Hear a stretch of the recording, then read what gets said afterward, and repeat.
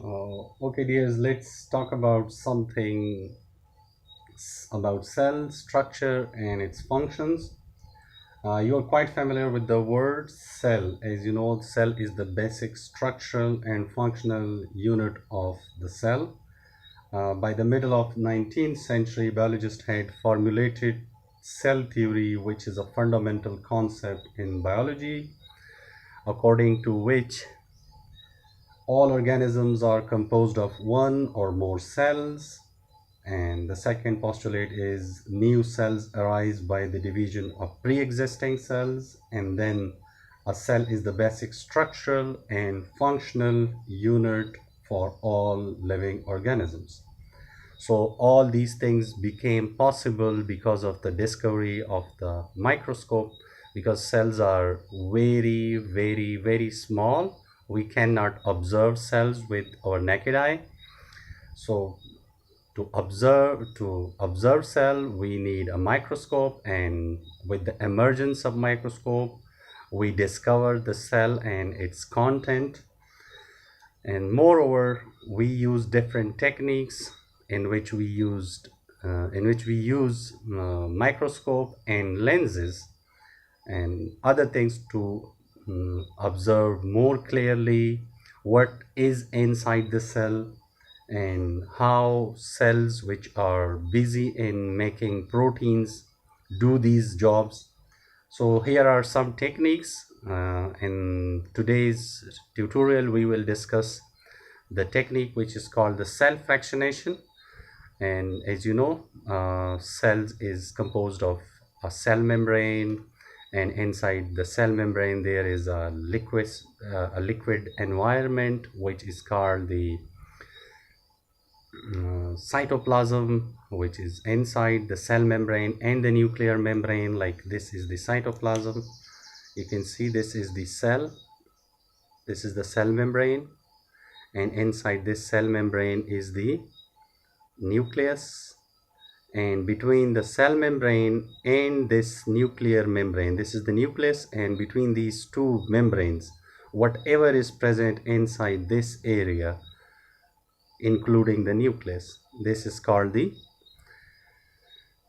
cytoplasm of the cell. So how can we determine that a cell is producing some kind of proteins, like the proteins which makes our nails, our hairs, our muscles? So how do we know that these very cells are capable of producing these very proteins?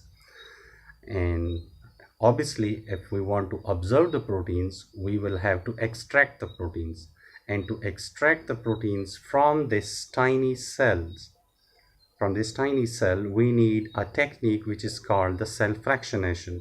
And in cell fractionation, you will define the cell fractionation as that takes cells apart and separates the major organelles and other subcellular structures from one another.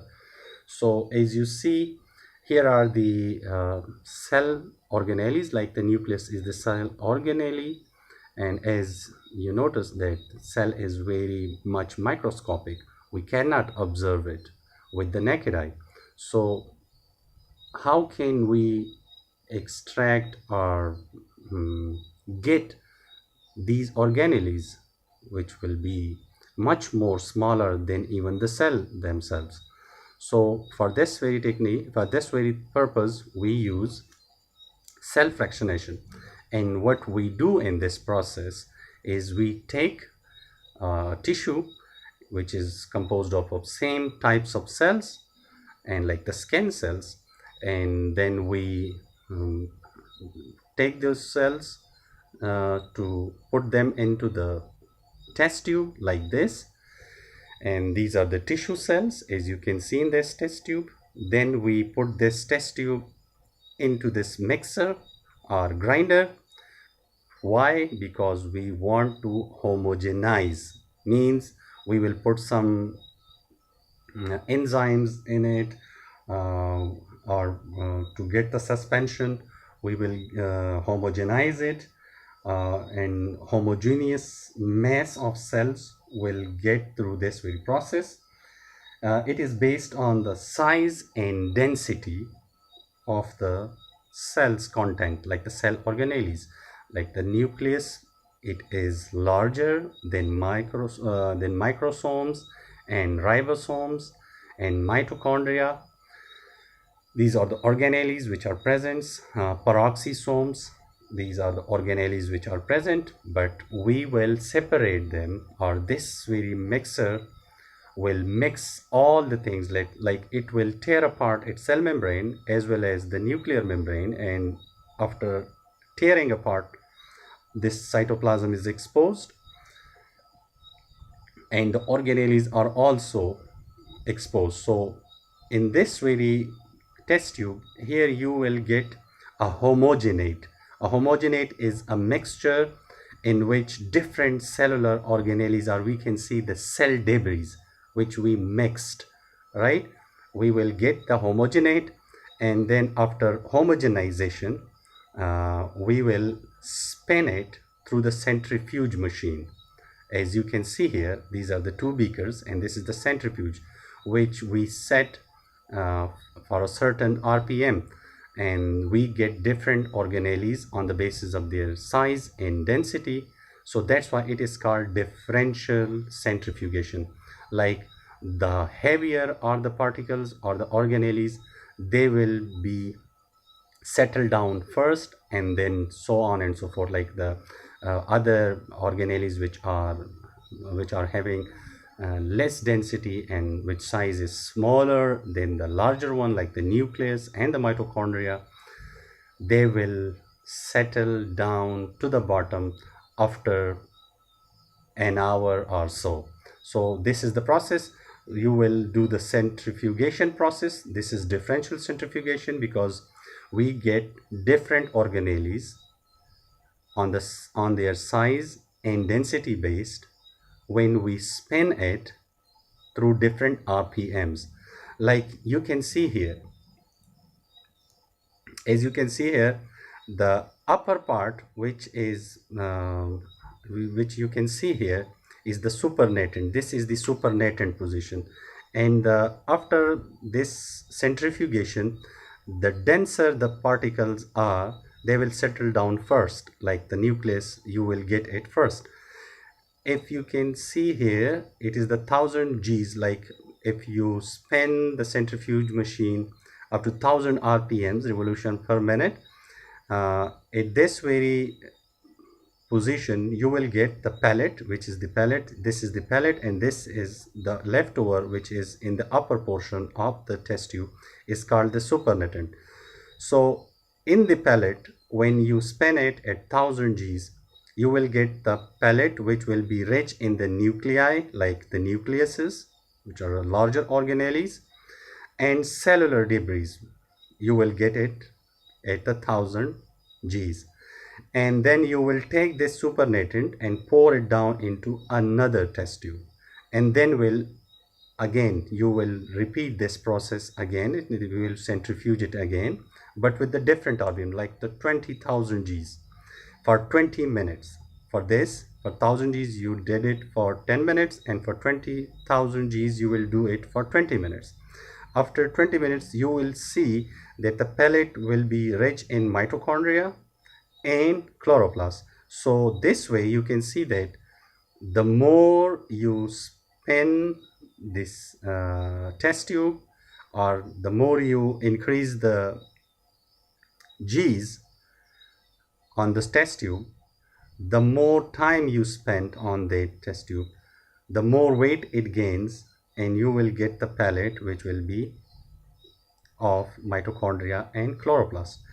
And when you increase it to the 80,000 G's, 60 minutes, for 60 minutes, 80,000 G's, and you will see that for this very much time, you will get the pellet which will be of the microsomes, which will be the tiniest particles inside the cells, and pieces of plasma membranes. Like this is the plasma membrane. You will see some of its pieces which will be composed of lipids and proteins, some carbohydrates maybe.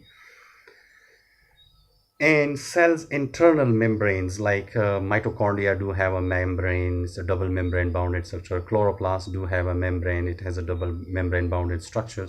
So this way you can get different organelles on the basis of their densities and size. And when you increase the span into 150,000 Gs for 3 hours, you will see that the ribosomes, if you want to get the ribosomes through this process, you will have to set the centrifuge, this differential centrifugation on 150,000 Gs, and only then you will see the ribosomes. If you want to get the ribosomes, you will have to set the centrifuge machine to 150,000 Gs, and then you will get the ribosomes. Otherwise, if you span it at 80,000, 20,000, 10,000, these ribosomes are too tiny that you cannot get it properly.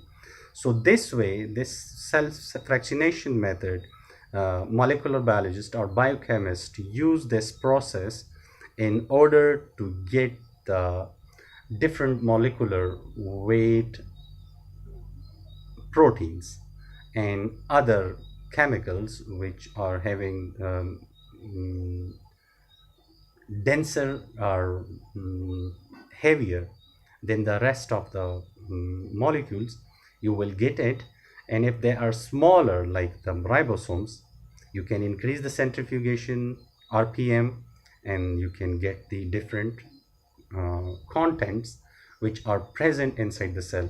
This way you can examine that why certain cells are producing cancerous chemicals which are leading or which are the cause of cancer, and the oncologist do this process to collect those materials from the cells and then examine them and to know them well, that what are the elements which make them and how we can stop them or reduce them. So this is a very best technique. Hope this makes sense to you. Inshallah, see you in our next video. Take care. Allah Hafiz.